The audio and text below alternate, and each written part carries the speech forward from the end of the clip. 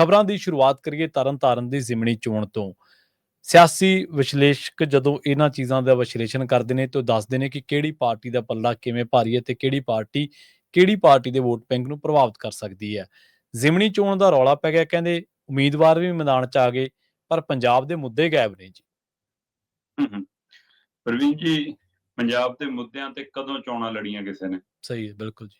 ਤੇ ਕਦੋਂ ਉਹਨਾਂ ਮੁੱਦਿਆਂ ਦੀ ਪੈਰਵੀ ਕੀਤੀ ਸਰਕਾਰਾਂ ਬਣਨ ਤੋਂ ਬਾਅਦ ਵੀ? ਹੂੰ। ਜਦੋਂ ਮੁੱਖ ਚੋਣ ਹੁੰਦੀ ਹੈ ਸਾਡੀ ਸਾਰੇ ਸੂਬੇ 'ਚ, ਉਸ ਸਮੇਂ ਅਸੀਂ ਮੁੱਦਿਆਂ ਤੋਂ ਭੱਜਦੇ ਹਾਂ ਤਾਂ ਫਿਰ ਜ਼ਿਮਨੀ ਚੋਣ ਹੈ। ਹਾਂ, ਤਰਨਤਾਰਨ ਦੀ ਜ਼ਿਮਨੀ ਚੋਣ ਦੇ ਲਈ ਜੇਕਰ ਸਭ ਤੋਂ ਪਹਿਲਾਂ ਕੋਈ ਧਿਰ ਸਰਗਰਮ ਹੋਈ ਸੀ ਤਾਂ ਉਹ ਪੰਥਕ ਧਿਰ ਸੀ, ਅੰਮ੍ਰਿਤਪਾਲ ਹੋਰਾਂ ਦੀ ਧਿਰ ਜੀ। ਤੇ ਉਸਨੇ ਸ਼ੁਰੂ 'ਚ ਬੀਬੀ ਖਾਲੜਾ ਦੇ ਨਾਮ ਦੀ ਚਰਚਾ ਤੋਰੀ, ਫਿਰ ਕੁਝ ਹੋਰ ਨਾਮ ਚੱਲੇ, ਪਰ ਉਹ ਅਜਿਹੀ ਤਾਣੀ ਉਲਝੀ ਕਿ ਬਾਕੀ ਪਾਰਟੀਆਂ ਉਮੀਦਵਾਰ ਐਲਾਨ ਵੀ ਗਈਆਂ, ਚੋਣਾਂ ਦੀ ਤਰੀਕ ਵੀ ਐਲਾਨ ਦਿੱਤੀ ਗਈ, ਪਰ ਉਹਨਾਂ ਦਾ ਉਮੀਦਵਾਰ ਅਜੇ ਤੱਕ ਮੈਦਾਨ 'ਚ ਨਹੀਂ ਆਇਆ। ਬੇਸ਼ੱਕ ਉਹ ਇੱਕ ਵਾਰ ਫਿਰ ਬੀਬੀ ਖਾਲੜਾ ਦੇ ਵੱਲੀ ਮਤਲਬ ਕੋਸ਼ਿਸ਼ ਕਰ ਰਹੇ ਨੇ ਮਨਾਉਣ ਦੀ, ਕਦੇ ਸੰਦੀਪ ਸਿੰਘ ਸੰਨੀ ਦਾ ਨਾਮ ਐਲਾਨ ਦਿੰਦੇ ਨੇ ਕਿ ਹਾਂ ਸਾਡੇ ਵੱਲੋਂ ਉਮੀਦਵਾਰ ਹੋਊਗਾ, ਪਰ ਪਰਿਵਾਰ ਸਾਹਮਣੇ ਆ ਕੇ ਕਹਿੰਦਾ ਕਿ ਨਹੀਂ ਜੀ ਅਜੇ ਅਸੀਂ ਸਹਿਮਤ ਨਹੀਂ ਗਏ, ਅਸੀਂ ਦੇਖਦੇ ਹਾਂ ਆਜ਼ਾਦ ਖੜਾ ਕਰਨਾ, ਸਾਂਝਾ ਖੜਾ ਕਰਨਾ, ਕਿਵੇਂ ਕਰਨਾ। ਕੁਝ ਤਰ੍ਹਾਂ ਕਹਿੰਦੀਆਂ ਕਿ ਦਬਾਅ ਹੈ ਜੀ, ਹੈ ਨਾ, ਕਈ ਦਲਾਂ ਦਾ, ਕੋਈ ਕਹਿੰਦਾ ਬਾਦਲ ਦਲ ਦਾ ਦਬਾਅ ਹੈ, ਕੋਈ ਕਹਿੰਦਾ ਸੱਤਾਧਾਰੀ ਧਿਰ ਦਾ ਦਬਾਅ ਹੈ ਪਰਿਵਾਰ ਤੇ, ਹੈ ਕਿ ਕਿਉਂਕਿ ਵੋਟ ਕੱਟੀ ਜਾਂਦੀ ਹੈ ਫਿਰ ਉਹਨਾਂ ਨਾਲ ਭਾਵਨਾਤਮਕ ਤੌਰ ਤੇ ਜੇ ਗੱਲ ਜਾਂਦੀ ਹੈ। ਹਾਂਜੀ ਹਾਂਜੀ। ਸੋ ਇਸ ਜੀ ਉਹ ਪੰਥਕ ਧਿਰ ਮੈਦਾਨ 'ਚ ਉਵੇਂ ਨਹੀਂ ਨਿੱਤਰ ਸਕੀ ਜਿਵੇਂ ਸਭ ਤੋਂ ਪਹਿਲਾਂ ਤੁਰੀ ਸੀ। ਹਾਂ, ਬਾਦਲ ਦਲ ਇੱਕ ਆਜ਼ਾਦ ਗਰੁੱਪ ਜੋ ਬੀਬੀ ਨੂੰ ਲਿਆ ਕੇ ਸਭ ਤੋਂ ਪਹਿਲਾਂ ਉਮੀਦਵਾਰ ਐਲਾਨ ਦਿੰਦਾ ਹੈ। ਸੱਤਾਧਾਰੀ ਧਿਰ ਬੇਸ਼ੱਕ ਉਮੀਦਵਾਰ ਹੁਣ ਐਲਾਨ ਦਾ, ਪਰ ਜਿੱਦਣ ਸ਼ਾਮਲ ਕੀਤਾ ਸੀਗਾ ਸੰਧੂ ਹੋਰਾਂ ਨੂੰ ਉਧਰੋਂ ਲਿਆ ਕੇ ਅਕਾਲੀ ਦਲ 'ਚੋਂ, ਉਸੇ ਦਿਨ ਸਪਸ਼ਟ ਹੋ ਗਿਆ ਸੀਗਾ ਕਿ ਵੀ ਹਾਂ ਉਮੀਦਵਾਰ ਇਹ ਹੈ। ਚਲੋ ਕਾਂਗਰਸ ਵੀ ਲੰਘੇ ਦਿਨੀ ਐਲਾਨ ਗਈ, ਬੀਜੇਪੀ ਪਹਿਲਾਂ ਐਲਾਨ ਚੁੱਕੀ ਹੈ। ਹੁਣ ਇਹ ਨਰੋਲ ਪੇਂਡੂ ਸੀਟ ਹੈ ਤਰਨਤਾਰਨ ਜੀ, ਸਰਹੱਦੀ ਖੇਤਰ ਵਾਲੀ ਸੀਟ ਹੈ।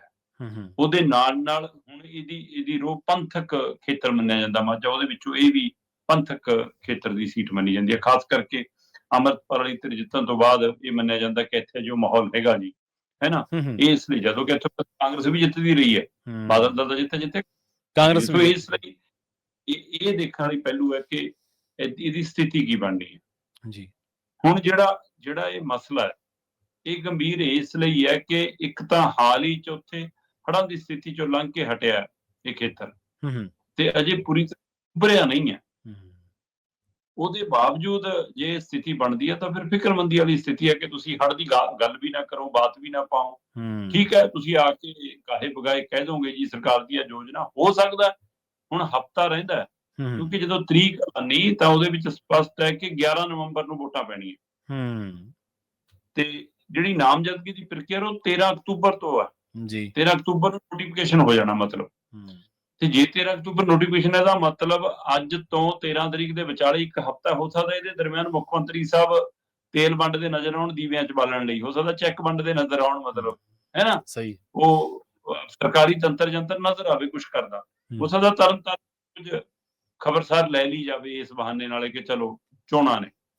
ਦੂਜੀਆਂ ਪਾਰਟੀਆਂ ਵੀ ਹੋ ਸਕਦਾ ਕਿ ਇਸ ਗੱਲ ਦੇ ਵੱਲ ਕਿਤੇ ਨਜ਼ਰਸਾਨੀ ਕਰਨ, ਪਰ ਮੁੱਖ ਤੌਰ ਤੇ ਉੱਤੇ ਤਰਨਤਾਰਨ ਜੇ ਪੇਂਡੂ ਖੇਤਰ ਹੈ, ਜੇ ਹੜ੍ਹ ਮਾਰਾ ਖੇਤਰ ਹੈ ਤਾਂ ਉਹ ਸਰਹੱਦੀ ਸੂਬਾ ਵੀ, ਸਰਹੱਦੀ ਖੇਤਰ ਵੀ ਹੈ, ਤੇ ਸਰਹੱਦੀ ਖੇਤਰ ਦੇ ਨਾਲ ਨਾਲ ਉੱਥੇ ਨਸ਼ਿਆਂ ਦੀ ਮਾਰ ਵੀ ਹੈ। ਬਿਲਕੁਲ, ਬਹੁਤ ਮੁੱਦੇ ਨੇ।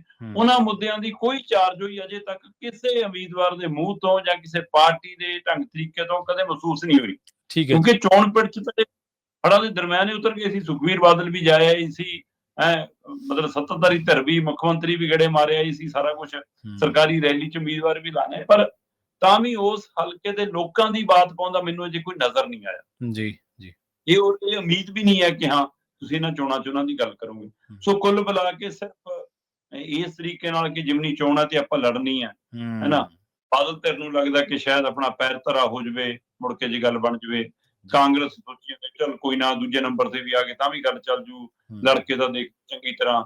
ਸੱਤਾਧਾਰੀ ਨੂੰ ਲੱਗਦਾ ਕਿ ਚੱਲ ਆਪਾਂ ਡੰਡੇ ਦੇ ਜ਼ੋਰ ਤੇ ਲੈ ਜਾਾਂਗੇ, ਨਹੀਂ ਹੋਊਗਾ ਤਾਂ ਆਪਾਂ ਕੁਝ ਹੋਰ ਕਹਿ ਲਾਂਗੇ ਕਿ ਹੜ੍ਹ ਦਾ ਨੁਕਸਾਨ ਹੈ ਜੀ ਆ ਹੈ। ਸੋ ਅਜੇ ਕਿਸੇ ਨੂੰ ਵੀ ਸਪਸ਼ਟ ਨਹੀਂ ਗੱਲ ਕਿੱਧਰ ਨੂੰ ਜਾਣੀ, ਪਰ ਉਹਦੇ ਬਾਵਜੂਦ ਵੀ ਬੀਜੇਪੀ ਮੈਦਾਨ 'ਚ ਹੈ ਇਸ ਵਾਰ। ਸਹੀ ਹੈ, ਜਦੋਂ ਕਿ ਇਸ ਹਲਕੇ 'ਚੋਂ ਉਹਨੂੰ ਲੱਗਦਾ ਨੀਗਾ ਕਿ ਕੁਛ ਵੱਟਣਾ ਉਹਨੇ, ਪਰ ਤਾਂ ਵੀ ਉਹਦਾ ਪੂਰੇ ਦਮਖਮ ਨਾਲ ਮੈਦਾਨ 'ਚ ਆਉਣਾ ਤੇ ਇਸ ਦੌੜ 'ਚ ਰਹਿਣਾ ਕਿ ਆਪਾਂ ਜੋ ਵੀ ਲੈ ਕੇ ਜਾਵਾਂਗੇ ਉਸ ਨੂੰ 27 ਦੇ ਵਿੱਚ ਦਿਖਾਵਾਂਗੇ। ਸੋ ਇਹਦਾ ਮਤਲਬ ਉਹ ਵੀ ਉਸ ਨੂੰ ਤੁਸੀਂ ਅਣਦੇਖੀ ਕਰਕੇ ਨਹੀਂ ਚੱਲ ਸਕਦੇ। ਸੋ ਅੰਮ੍ਰਿਤਪਾਲ ਵਾਲੀ ਧਿਰ ਤੇ ਬੀਜੇਪੀ ਵਾਲੀ ਧਿਰ, ਇਹ ਜਿੱਥੇ ਵੱਖੋ ਵੱਖ ਕੋਣ ਤੋਂ ਖੜ ਕੇ ਆਪਣਾ ਰੋਲ ਨਿਭਾਉਣਗੇ, ਉੱਥੇ ਬਾਦਲ ਧਿਰ, ਕਾਂਗਰਸ ਤੇ ਇਹਨਾਂ ਦੀਆਂ ਵੋਟਾਂ ਵੀ ਤੈਅ ਕਰਨਗੀਆਂ ਕਿ ਕਿੱਧਰ ਨੂੰ ਜਾਂਦੀ ਹੈ ਕਹਾਣੀ। ਜੀ ਸੋ ਕੁੱਲ ਮਿਲਾ ਕੇ ਜ਼ਿਮਨੀ ਚੋਣ ਤਾਂ ਹੋ ਜਾਣੀ ਹੈ 11 ਨਵੰਬਰ ਨੂੰ। ਬਿਹਾਰ ਦੇ ਦੂਜੇ ਗੇੜ ਦੇ ਨਾਲ ਵੋਟਾਂ ਪੈਣੀਆਂ, ਕਿਉਂਕਿ ਕੱਲ ਮੁੱਖ ਚੋਣ ਕਮਿਸ਼ਨ ਨੇ ਜਦੋਂ ਤਰੀਕਾਂ ਐਲਾਨੀਆਂ ਤਾਂ ਬਿਹਾਰ ਵੀ ਨਾਲ ਸੀ। ਸੋ ਇਸ ਲਈ 11 ਨੂੰ ਵੋਟਾਂ ਪੈਣਗੀਆਂ ਜੀ, 11 ਨਵੰਬਰ ਨੂੰ, 14 ਨਵੰਬਰ ਨੂੰ ਨਤੀਜੇ ਆਉਣਗੇ। ਪਰ ਇਹ ਦੇਖਣ ਵਾਲੀ ਗੱਲ ਹੈ ਕਿ ਹੁਣ ਵੀ ਇੱਥੇ ਮੰਤਰੀ ਵਾਲਾ ਵਾਅਦਾ ਦੇਣਾ ਕਿ ਨਹੀਂ ਦੇਣਾ, ਇਹ ਪਹਿਲੂ ਹੋਊਗਾ ਜ਼ਰੂਰ। ਹਜੇ ਤੱਕ ਤਾਂ ਦਿੱਤਾ ਨਹੀਂਗਾ। ਵੈਸੇ ਵੀ ਸੱਤਾਧਾਰੀਆਂ ਦੇ ਉੱਤੇ ਦੋਸ਼ ਲੱਗਦਾ ਕਿ ਜ਼ਿਮਨੀ ਚੋਣਾਂ ਉਹ ਲੜਦਾ ਨਹੀਂਗਾ, ਜ਼ਿਮਨੀ ਚੋਣ ਨੂੰ ਲੁੱਟਦਾ, ਉਹ ਜ਼ਿਮਨੀ ਚੋਣ ਤੇ ਕਬਜ਼ਾ ਕਰਦਾ। ਸਾਰੀ ਅਫਸਰਸ਼ਾਹੀ, ਜਿਵੇਂ ਆਪਾਂ ਦੱਸਿਆ ਸੀਗਾ ਪਹਿਲਾਂ ਵੀ, ਤੁਸੀਂ ਇੱਕ ਦਿਨ ਜ਼ਿਕਰ ਕੀਤਾ ਸੀ ਨਾ ਵੀ ਪਹਿਲਾਂ ਚੋਣਾਂ ਸੀਗੀਆਂ ਉਦੋਂ ਜਲੰਧਰ ਜਾ ਕੇ ਬਹਿ ਗਏ, ਫਿਰ ਚੋਣਾਂ ਹੋਈਆਂ ਉਦੋਂ ਬਾਅਦ ਲੁਧਿਆਣੇ ਆ ਕੇ ਬਹਿ ਗਏ, ਇਹਦੇ ਦਰਮਿਆਨ ਗਿੱਦੜਬਾਹੇ ਬਰਨਾਲੇ ਵੀ ਬਹਿ ਗਏ, ਸਾਰੇ ਕਿਤੇ ਜਾ ਕੇ ਬਹਿ ਗਏ। ਸੋ ਫਿਰ ਤਾਂ ਚੋਣ ਲੁੱਟਣ ਵਾਲੀ ਗੱਲ ਹੋਈ। ਦੂਜੀ ਜਿਹੜੀ ਤੁਸੀਂ ਭਾਜਪਾ ਦੀ ਗੱਲ ਕੀਤੀ ਹੈ, ਭਾਜਪਾ ਦੀ ਪੋਲੀਟਿਕਸ ਦੇ ਨਾਲ ਨਾ ਤਾਂ ਆਪਾਂ ਕੱਲ ਸਹਿਮਤ ਸੀ, ਨਾ ਅੱਜ ਤੇ ਨਾ ਸ਼ਾਇਦ ਹੋਵਾਂਗੇ, ਪਰ ਉਹਨਾਂ ਦਾ ਢੰਗ ਤਰੀਕਾ ਸਿਆਸਤ ਕਰਨ ਦਾ ਇਹ ਆ ਵੀ ਉਹ 2 ਸੀਟਾਂ ਤੋਂ ਚੱਲੇ ਤੇ ਅਖੀਰ ਤੀਜੀ ਵਾਰੀ ਭਾਰਤ ਦੀ ਸੱਤਾ ਤੇ ਕਾਬਜ਼ ਹੋ ਗਏ ਆ। ਇਹ ਉਹਨਾਂ ਦੀ ਹਿੰਡ ਤੇ ਜ਼ਿੱਦ ਕਿ ਉਹਨਾਂ ਨੇ ਪੋਲੀਟੀਕਲ ਚੋਣ ਮਾਹੌਲ ਦੇ ਵਿੱਚ ਰਹਿਣਾ ਹੀ ਰਹਿਣਾ।